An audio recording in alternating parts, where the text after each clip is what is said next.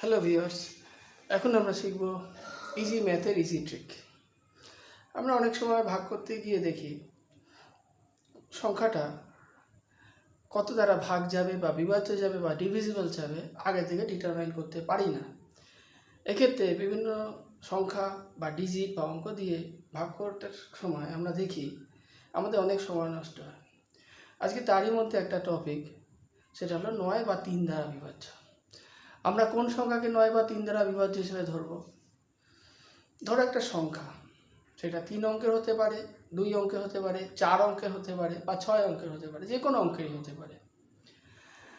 সেই সংখ্যাগুলির মধ্যে যে অঙ্কগুলো থাকবে, যাকে ইংলিশে বলে ডিজিট, সেই নাম্বারের মধ্যে যে ডিজিটগুলো থাকবে সেই ডিজিটগুলোকে আমরা যোগ করব, মানে সাম করব। যোগ করার পর যদি দেখি যোগফল 9 বা 3 দিয়ে ডিভিজিবল হচ্ছে বা বিভাজ্য যাচ্ছে বা ভাগ যাচ্ছে, তখন আমরা বলতে পারি পুরো সংখ্যাটাও 9 বা 3 দিয়ে ভাগ যাবে। যেমন এখানে দেখা যাক, আমি এখানে 3টে সংখ্যা লিখেছি। 1 নম্বর 342।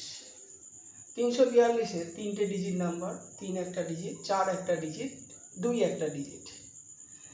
এর মধ্যে 3, 4 এবং 2 এই 3টে যোগ করলে কত হয়?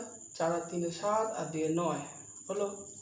তার মানে আমি এটা বলতে পারি সংখ্যাটা, এই যে 9 বেরালো, এই 9টা যেহেতু 9 দিয়ে ডিভিজিবল হয় বা 3 দিয়ে ভাগ করা যায় বা 9 দিয়ে ভাগ করা যায়, সে 9 যেহেতু 3 বা 9 দিয়ে ভাগ যায়, সুতরাং এই পুরো সংখ্যাটাও 9 বা 3 দিয়ে ভাগ যাবে। দ্বিতীয় ক্ষেত্রে 738, এর যোগফল কত হলো?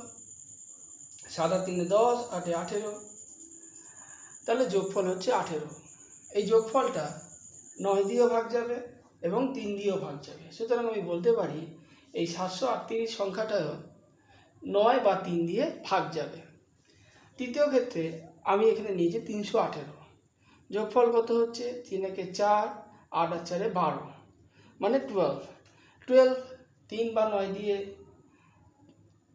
দুটো দিয়ে যায় না, এখানে শুধু 3 দিয়ে যেহেতু ভাগ যায়, সেই জন্য আমি বলতে পারি এই সংখ্যাটা কেবলমাত্র 3 দিয়ে ভাগ যায়।